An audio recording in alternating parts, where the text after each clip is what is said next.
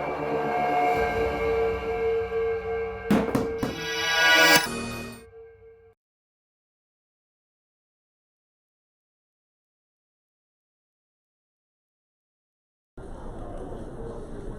right, the next submission was by Glenn Gray.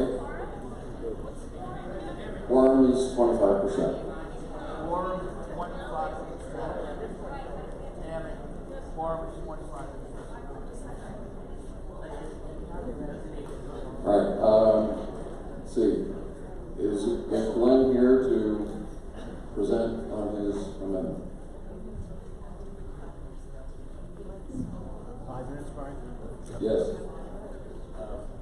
On number 8, in the interest of time, and also with the agreement to amend by the executive committee and the bylaw committee, I'd like to refer this to number 12. Okay, we will not take it in order unless there's without objection. Okay. There is a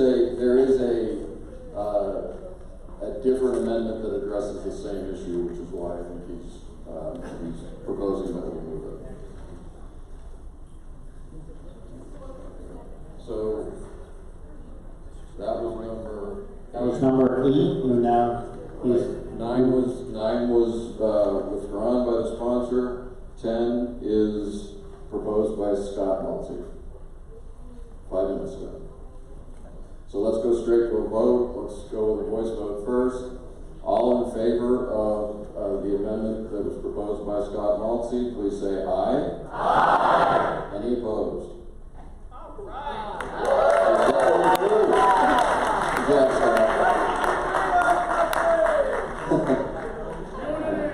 Okay, number 11 was withdrawn by Scott. So now we're on to number 12.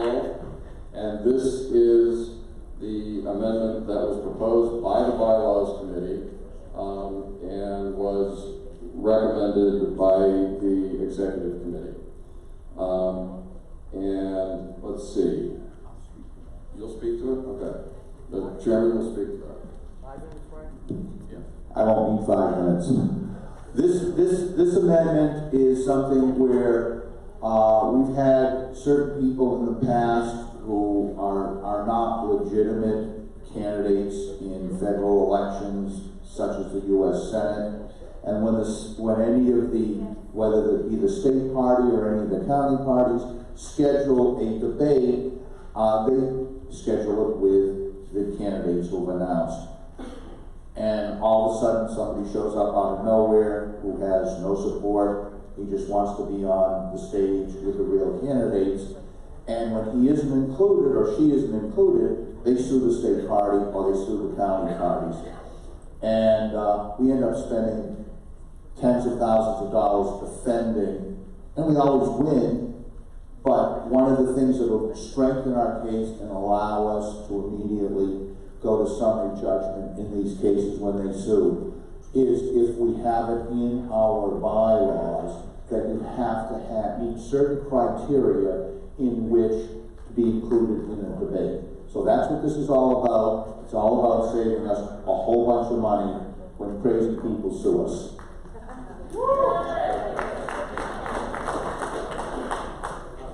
See a consensus for stopping crazy people from suing us. And just so you know, as I said, this is a bylaws committee amendment, and it's written as a prohibition to strengthen the protection that the county committees have. If the county committees have discretion, and they exercise the discretion to exclude someone, then that subjects them to the lawsuit. So this is meant to, if there's going to be a lawsuit, it's the state committee that gets sued, not the county committee, and not the chairman and the rest of the officers of your county committees. So that's the purpose of this. This was actually Glenn Gray's proposal, which we just kind of boiled down. So that's the explanation. You signed up to speak on this, Tammy? Okay. So, I'm all in favor of not being sued by candidates who aren't included. Don't get me wrong. I'm all about saving the party money on legal fees. We're all in agreement on that. The way I'm reading this, if the Manchester GOP organizes our spring cake auction and includes a CD1 forum, we can only include candidates who have reached 2% in a district-wide or statewide poll. But there might not be any polling data, so we can't have a forum. So what this is doing is, while it's fixing a problem, it's creating a whole nother problem by restricting all of our committees from organizing debates or forums. And we're trying to attract more Republican voters to come to our things and meet our candidates. And if we can't do this because we have to have a statewide, I have to have a CD1 poll to say Matt Mowers and Matt Mayberry can come and, have a head-to-head forum. To me, that's crazy. I think the intent is 100% in the right direction. I just think that this just opens up a different problem that's just going to create more problems for the county and city committees. And understand, thank you, Tammy, and understand that the purpose of this is not to prevent meet the candidate types of events. It only applies to public, so if it's your own committee, it's not a public forum or debate. It only applies to a public forum or debate. It does not apply if you want to have candidates come, early. So I just want to make sure you understand that. You want to add something? So Tammy, we appreciated that, and when we designed this, if you are having a forum or a meet the candidate, that's a Republican event. This is specifically, what we're talking about is specifically a public event that the entire public, Democrats and Republicans and independents are allowed to go to. So I'm assuming that if you're having a meet the candidate, it's going to be a public, open to the public forum. So if you're doing meet the candidates, are you opening that up to Democrats? Shouldn't I have the prerogative, shouldn't a committee have the prerogative to decide which group of voters they're trying to entice to listen to their candidates? Or do we just want to say, we can only invite Republicans and only Republicans to come to things that are only called meet and greets? Because that's kind of what these words actually, when you string them together. What we're saying here is, if you want to invite Republicans and independents, fine. I don't particularly like the idea of inviting Democrats. We specifically talk about, and I do at every single meeting, say, if there is a Democratic tracker in the room, please identify yourself and leave. That's what we do. That's what we should be doing, unless it's a public forum. This allows you to open it up to any and all Democrats, Republicans and independents, but not Democrats. And I don't think we should be opening up our meet and greets, especially early on with our Republican candidates, to Democratic trackers. I just don't see where there's words to that effect at all in this paragraph. It doesn't say anything about events only where we're only inviting this group of people or that group of people. Words. I'm reading the words in this amendment, and like I said, I agree with the premise. These words say we cannot have declared Republican candidates for federal or governor. I guess we can have executive council, but not governor. To participate in the debate or forum unless they've received 2% in a district-wide or statewide poll of likely Republican voters by a polling organization not affiliated with the participant in the 90-day period.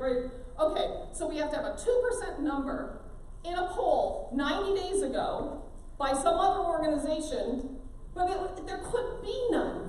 So then we can't have a forum or a debate. Yes, you can, and Tammy, and we're going to cut this off here, but I'll make one last comment, and that is, in any public debate or forum, that means it's open to everybody, period. We then go on to line out what you have to do to qualify in that public debate, or public forum. Public means, the legal definition of public is it's open to everybody. That's what we're excluding. That's what we're saying. Anytime we as a Republican Party have an event, we can do anything we want at our Republican event. But a public event means it's open to the Democrats and everyone else. So that is what we're preventing. So we identify it's a public event in the beginning, and then we say, at that public event, these are the criteria you have to meet. We have two more silent speakers. Go ahead. Hi, Leah Walsh. I agree with Tammy. I think that the devil's in the details here with the language. The 90-day thing and who did the poll? Like, what if there was no polling? You're not providing in here that this organization will provide a poll, right? Like it seems to me like you should have to provide a poll if you're gonna say there has to be one. And besides, polls are bogus. Didn't we learn that before? I mean, I wanna be able to hear, you don't have to let every crackpot in. And besides, so if there's a crackpot that wants to be president, that doesn't cover that. I saw a crackpot that wanted to be president at one of our big events that was public. Anybody could have bought a ticket. He wanted to be heard. We said, get out the door. President isn't written in here. So there's a problem right there. So I think this needs some work. You have to find some other way to protect us from crackpots. All right, you can go without protection for another year. This is an election year. That is all, sir. All right, you can go without protection for another year. This is an election year. That is all, sir. Thank you. All right, let's try this by voice vote. All those in favor of this amendment, please say aye. Aye. All opposed? No. Close enough that we need a division vote.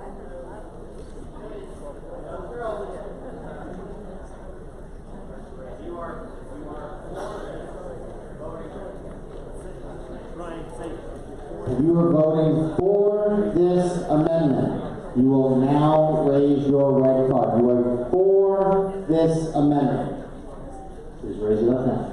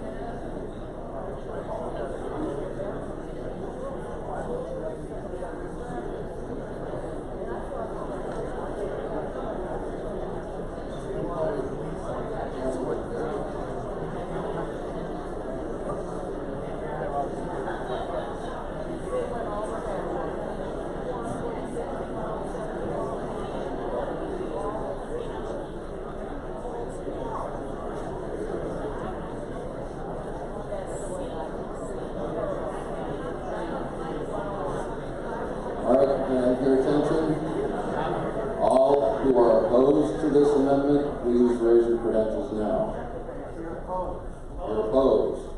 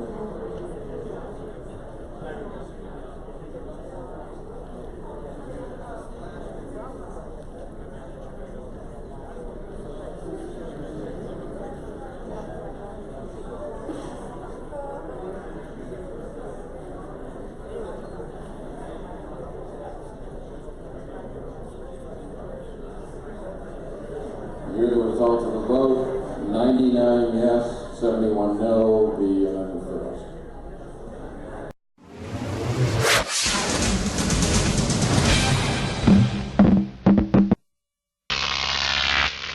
GOP TV.